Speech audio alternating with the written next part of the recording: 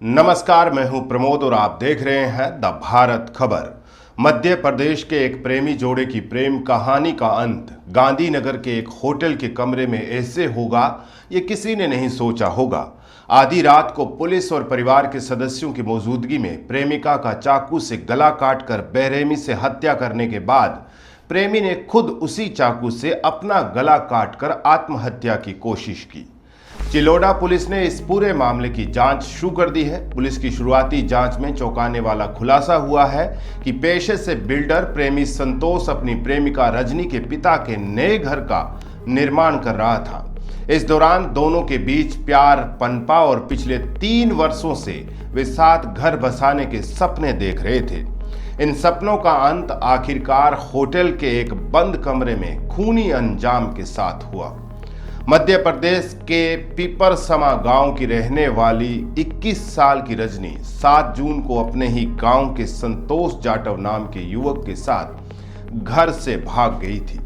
बेटी के लापता होने पर पिता वरजलाल धाकड़ ने देहात शिवपुरी पुलिस स्टेशन में शिकायत दर्ज कराई, जिसके बाद हेड कांस्टेबल दीपचंद ने जांच शुरू की। 10 जून को परिवार को जानकारी मिलने पर रजनी के चचेरे भाई परवेंद्र और नीरज अपनी कार लेकर हेड कांस्टेबल दीपचंद और कांस्टेबल बदन सिंह के साथ बेटी की तलाश में निकले। 11 जून की दोपहर वे राजकोट के शापर पहुंचे और वहां से रजनी और संतोष को ढूंढ निकाला। रजनी के माता पिता को मना लेने की बात कहने पर पुलिस और उसके भाई उसे कार में बिठाकर अपने गांव के लिए निकल पड़े, लेकिन किस्मत को कुछ और ही मंजूर था। लंबी यात्रा से थकी हुई इस टीम ने 11 जून की रात करीब 9:30 बजे गांधीनगर हाईवे पर धनप के पास स्थित रॉयल फोर्ट होटल में कमरा नंबर 107 बुक किया। सबने साथ मिलकर खाना खाया और फिर उसी कमरे में सोने की तैयारी की। एक बिस्तर पर भाई परवेंद्र, नीरज और कांस्टेबल बदन सिंह सो रहे थे, जबकि दूसरे बिस्तर पर हेड कांस्टेबल दीपचंद लेटे हुए थे। रजनी नीचे गद्दे पर सोई हुई थी और संतोष दोनों बिस्तरों के बीच खाली जगह पर लेटा था। कमरे की लाइटें बंद कर दी गई और थकान के कारण सभी गहरी नींद में सो गए, लेकिन संतोष की आंखों में नींद नहीं थी। 12 जून की आधी रात को 12 से 2:30 बजे के बीच संतोष ने अपने पास छिपाकर रखे चाकू से नीचे सो रही रजनी का गला काट दिया। प्रेमिका की सांसें थमने के बाद संतोष ने उसी खून से सने चाकू से अपना गला भी काटने की कोशिश की और आत्महत्या का प्रयास किया। इसी दौरान रात करीब 2:30 बजे अचानक हेड कांस्टेबल दीपचंद की नींद खुली और कमरे का मंजर देख उनके होश उड़ गए। उन्होंने तुरंत चिल्लाकर सबको जगाया और जैसे ही कमरे की लाइट जली, अंदर का दृश्य देखकर हर कोई कांप उठा।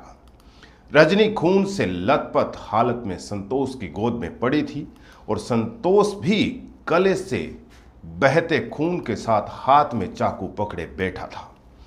होटल के कमरे में हुई इस दहला देने वाली हत्या की घटना के बाद होटल मैनेजर को जानकारी दी गई और तुरंत 108 एम्बुलेंस व 112 नंबर पर पुलिस को बुलाया गया। गंभीर हालत में भी संतोष की सांसें चल रही थी, इसलिए उसे तुरंत इलाज के लिए गांधीनगर सिविल अस्पताल ले जाया गया। यहाँ उनकी हालत और नाजुक होने के कारण उसे अहमदाबाद सिविल अस्पताल लेकर गए, जहाँ पर कह सकते हैं कि रेफर कर दिया गया।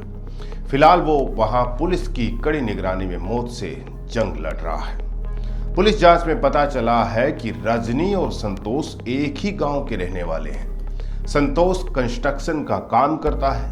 3.5 साल पहले रजनी के पिता ने अपना नया घर बसाने का काम शुरू किया था।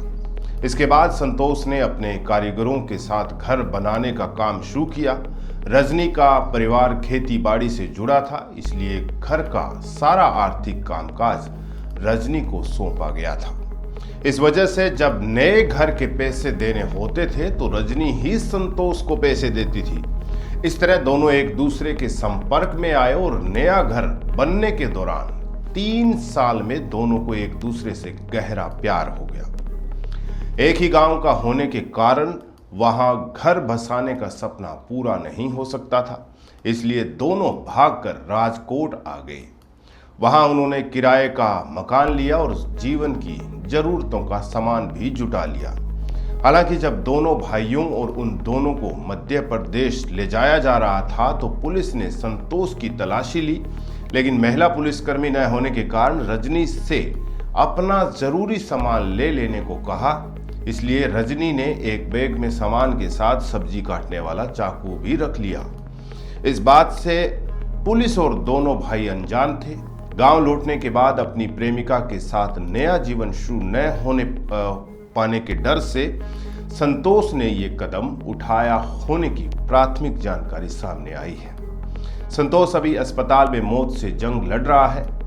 आप देख रहे हैं द भारत खबर। बाकी की खबरों के लिए आप हमारे चैनल को सोशल मीडिया प्लेटफॉर्म पे फॉलो करना मत भूलिएगा। साथ ही साथ इस घटना के बाद आप क्या सोचते हैं हमें कमेंट करके जरूर बताइएगा। नमस्कार।